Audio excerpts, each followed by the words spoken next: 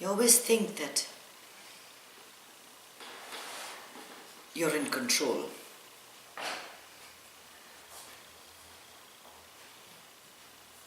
But each day, as the day unfolds, it unfolds according to a pattern, the way it will.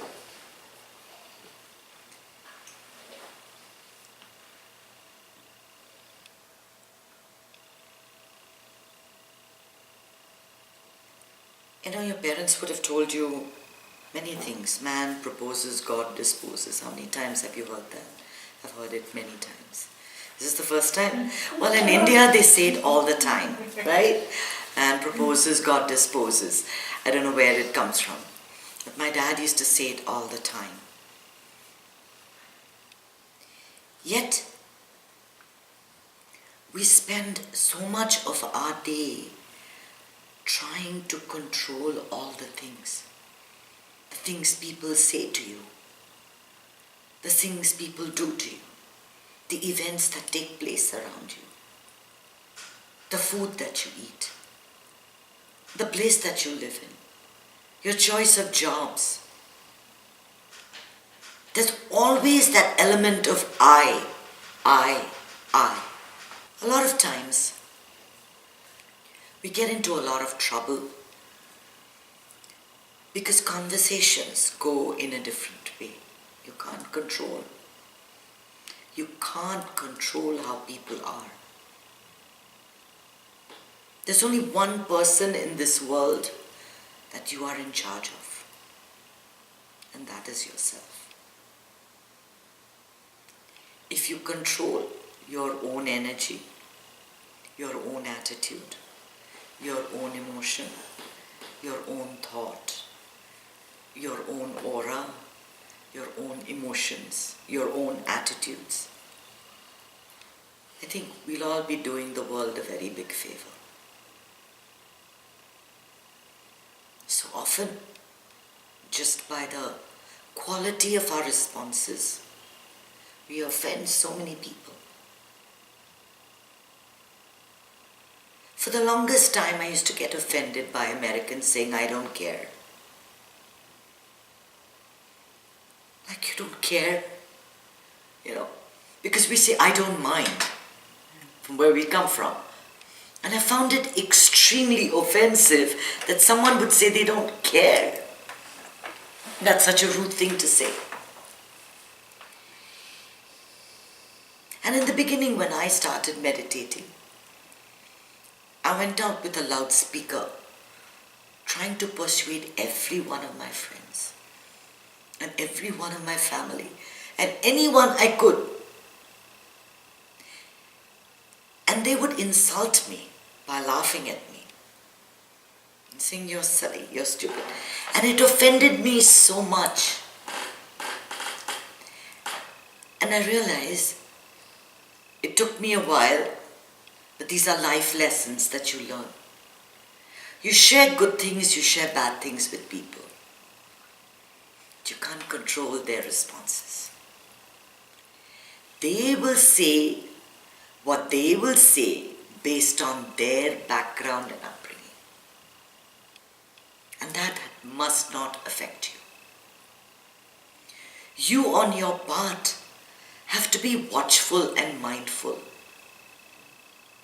about the condition of your mind. We like to believe that we are in control of our whole destiny, right? I'm writing the book. My book is a bestseller. It's good, you know. But there's something that you understand, that things get done. Things happen. And the trick is in being happy first and expecting everything later. Because the universe is a very strange thing. It works on a different theory. We keep talking about faith, and we were just before we started, we were discussing, you know, the idea of God and what does God do in our lives and how does faith work. You want certain things and you believe that a person in a temple, in a mosque, in a church is going to give it to you. In heaven. The best qualities, the highest quality of all, which is love and peace, we've given to some other world. You'll find peace when you're in heaven, when you die, and God is loving. What about life? What about life? First you have to feel that contentment. And faith is extremely important, especially when we're talking about control. That you know it's all good. It's all taken care of. It will happen the way it's supposed to be. Your job is to be the best person you can. To be an inspiration to others. To be a source of compassion. To be a source of support. To be happy at all times. Everyone likes to be near people who smile and laugh. But you don't like people who are constantly critiquing and criticizing and complaining and talking about others. And talking about people and situations that can't be controlled. You need to refrain from this and keep yourself happy first. I was trying to explain to my mother that she needs to be happy, she's not feeling well. But her entire day, entire phone conversations are about symptoms, her body symptoms. This is hurting, that is hurting, this is not working, that is bloated, this is, If you are always obsessing about your body, then the universe gives you more to obsess about because it truly believes that's what you want. And yes, you have to be healthy in order to feel good about yourself. But even when you're intensely sick or you're having a very stressful time in your life, you can find little pockets of happiness. Small things that bring a smile to your face. Just watching a video for 2 minutes about some baby laughing. Or listening to some music. Or going for a walk or staring at the beach. You can find a few moments to combat that sense of being ill and being sick. The funny thing is that most people, when they are approaching the end, they understand and get that peace. And if you watch any videos of people who have literally gone to the other side and come back, there is no fear, there is utmost faith in the workings of the universe. The universe works in your favor, always. Always. You have to take that step of faith first and relinquish your control of life. So every act that you perform, everything that you do is done in a spirit of offering. That nothing is for you, nothing is by you, it is done through you. And you exist day to day to day. We worry about too many things. We worry about too many things that are not going the way we wanted it to. Right? The problems arise because we want things in a particular way. We're thinking too much ahead. and we're feeling too sorry for what happened. Neither are you responsible for what has happened in your life, and neither are you responsible for what is going to happen. You can believe very strongly that, I must eat only green food in my life, or I believe strongly against gun control. Your beliefs are going to die, and you are also going to die.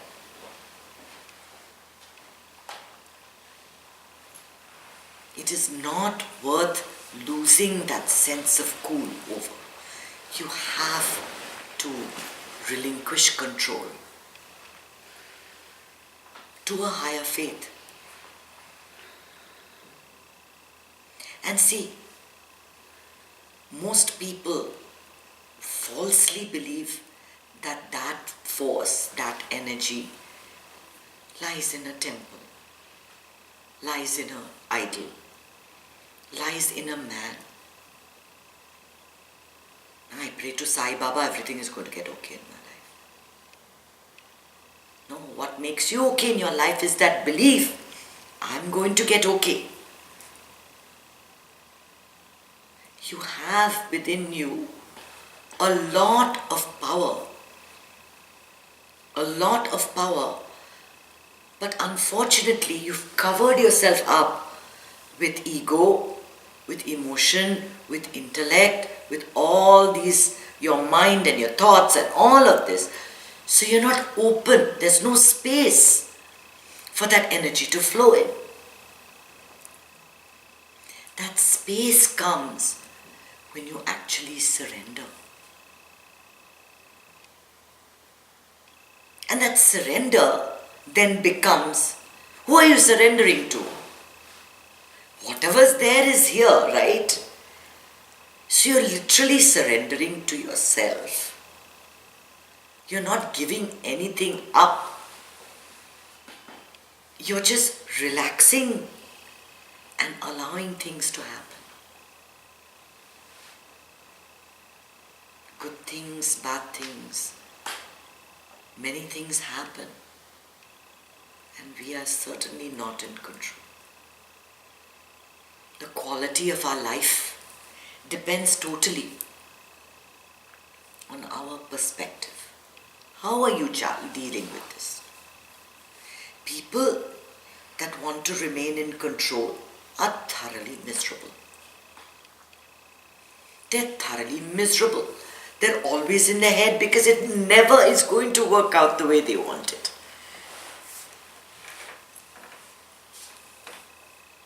So the other day I had a conversation with my sister and she was complaining. And she called the second time and complained about the same thing. I said, now it's time to let it go. Forget about it. She says, how can you tell me to forget about it? It's such an important thing in my life. And I'm saying, okay, don't forget about it. Keep thinking about it and be miserable. What's it to me?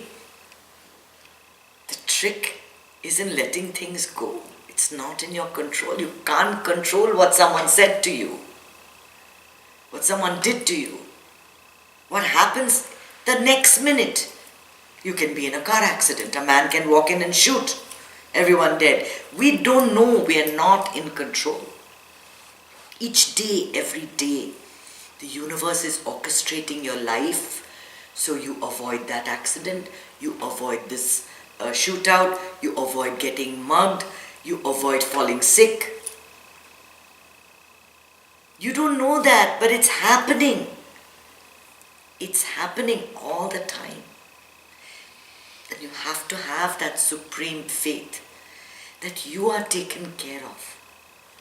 Everything is good. Today is good. This moment is good. Sometimes when people are loud and in your face or things are out of control, it is best to remain silent and withdraw within. You know, a real blessing is this ability to meditate. Because once you begin to meditate, for a few seconds at least during your meditation, you're in touch with something that tells you Nothing matters. That is a very important life lesson. Right? Nothing matters. That moment when you're deep in your meditation, you have no idea what's happening in the world. You have kicked away everything that has been deluding you all this time. You're not in control of your job. You're not in control of your marriage. You're not in control of your children for sure. You're not in control of anything. Can you even control your emotions? Do you even realize what you're saying? Are you aware of even the thoughts that are going on? What can you control? And here we are trying to organize, but on the other hand, I always tell you that the truth is contradictory. On the other hand, discipline is good. Discipline is a good thing. As long as you realize that that discipline is not going to remain the same every single day. It's not going to be that way every single day. You do something at a certain hour. You eat breakfast at a certain hour. We have a routine because we're trying to control whatever we can. It is an attempt of the ego to say, this you can control, this you can control, this you can't control. I feel good, I feel bad. You can control the chocolate, you can't control the chocolate. You can control the shopping, you can't control the shopping. You understand? We're always fighting within ourselves. But it's time to release that. It's time to understand that everything gets done. Everything is okay.